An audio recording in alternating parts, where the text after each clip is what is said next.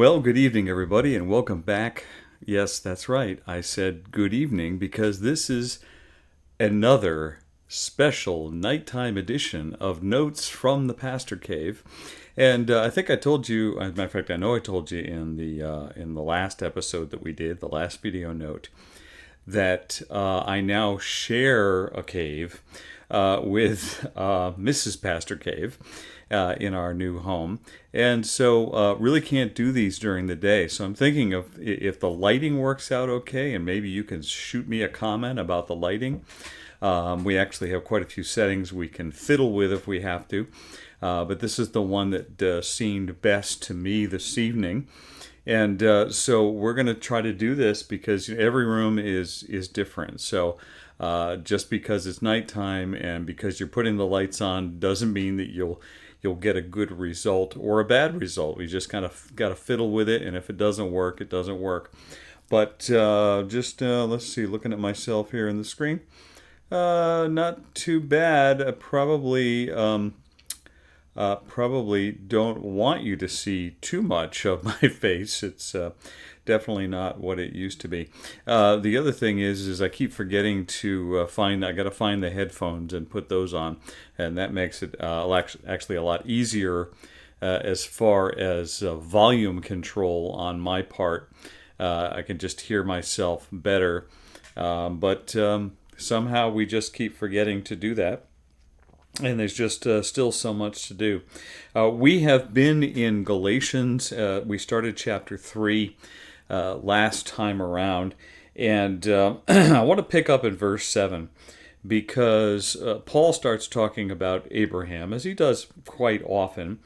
And of course, as a guy who spent the early part of his life as a very observant Jewish man, Abraham is really at the center of that. You'll remember that before Abraham, there was no Jewish nation. It was through Abraham that the Jewish nation was created by God. And that's really kind of the point that Paul is bringing out here in verse 7. He says, "Know then that it is those of faith who are the sons of Abraham."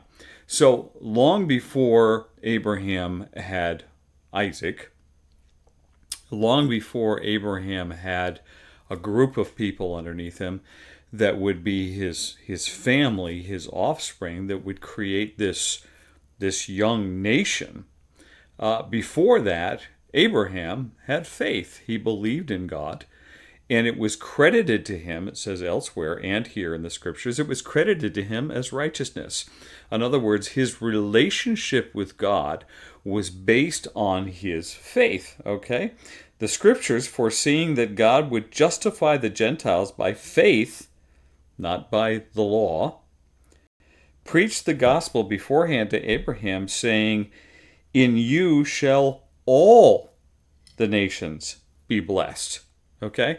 So in other words, Paul is reestablishing, he establishes it many times over, that the Gentiles have relationship with God through faith, not through the keeping of the law, because the Jews also could not have relationship with God by the keeping of the law. And we'll find out why in a minute.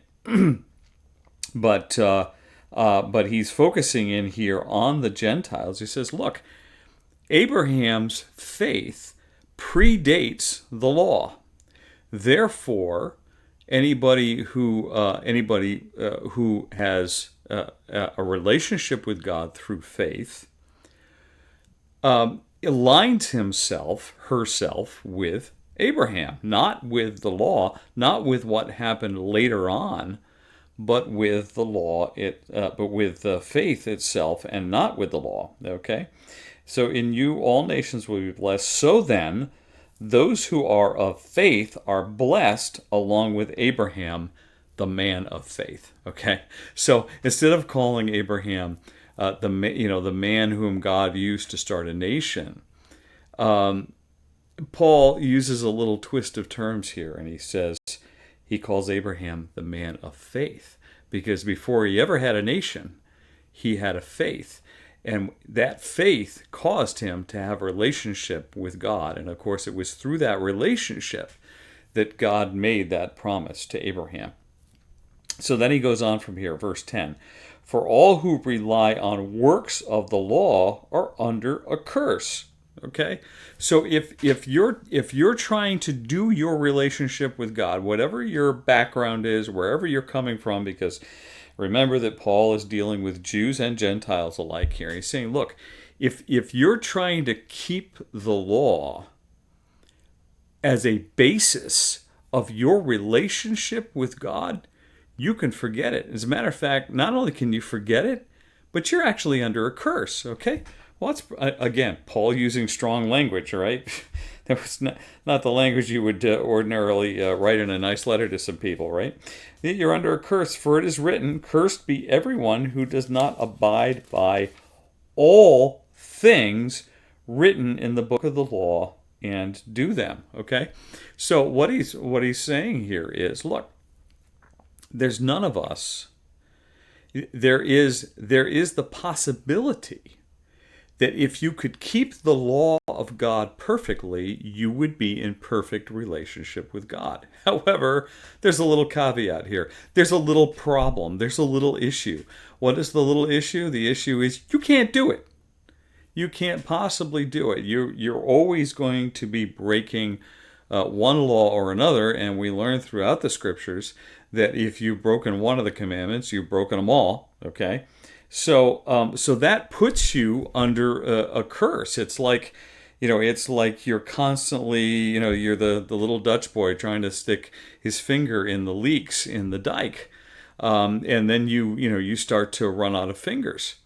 So it's evident that no one is justified before God by the law. You can't do it. You can't be justified before God. Therefore, you can't have a relationship with God because you're not justified before Him.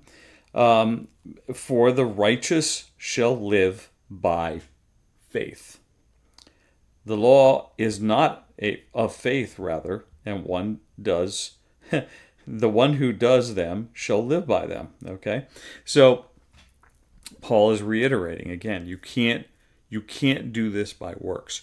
You can't do this by rule keeping. If you want to have a relationship with God, keeping all the rules and doing all the religious rites is not the avenue. There is an avenue to have a relationship with God, but it's not through that. It's not going to happen in that way. It's only going to happen by faith. Christ redeemed us from the curse of the law by becoming a curse for us. Okay, so what was that curse? The curse is you can't do it. You can't handle living by the law because you're going to break the law. Well, this guy comes along, and his name is Jesus, and guess what he does? He keeps the law perfectly in word and in deed and in mind. He keeps the law perfectly, and so he takes that curse upon him and breaks it. He destroys it. Okay, he became the curse for us. I'll take that cause. Okay, all these people have spent hundreds of years, centuries, trying to keep the rules and trying to have a relationship with God through these rules, and it hasn't worked. Here's what I'll do. I'll go down and I'll keep that law perfectly so I can break that chain, so I can break that curse, that terrible cyclical thing that happens there. For it is written, cursed is everyone who is hanged on a tree, as Christ was. So that, this is verse 14, so that in Christ Jesus the blessing of Abraham might come to the Gentiles. That's me, I'm a Gentile, okay? So that we might receive the promised Spirit through faith. Okay, so you have these characters who've come into the Galatian church and they're saying, yeah, okay, we believe in salvation by faith, but there's some rules too. Here's some stuff you've gotta live by this also. And Paul comes along and says, no, that's not right. to be justified before God, to be righteous before God, and therefore to be in relationship with God, comes through faith, and it never, ever comes through law. It never, ever comes through works. Because we're corrupt and we can't we can't satisfy that. Only Christ could satisfy that. So now, as we're in relationship with Christ, that whole cycle is perfected through us, or really through Christ onto us. It's meted unto us. And so now, by faith, I still can't keep the works. I still can't keep the law, okay? But my relationship with God is not based on that law. It is based on faith. That's why we call this the Magna Carta of Christian liberty, because Paul is really talking about this same freedom over and over and over again. Hey, we're doing really well time-wise tonight, and so I will remind you that we are, I like, throw the videos up on Facebook, and we need subscribers. We need, we kind of got stalled in the subscriber thing because we got stalled in the video thing, but we would like you to come on board with us. Subscribe, hit the little bell so you get the notifications, and we'd like to start getting a couple of these out every week now, as we were doing for well over a year. So have a great night. God bless you. Yes, it is a nighttime edition of Notes from the Pastor Cave, but we still say, even though it's late, Vita brevis gloria aeterna. Life is short, glory is eternal.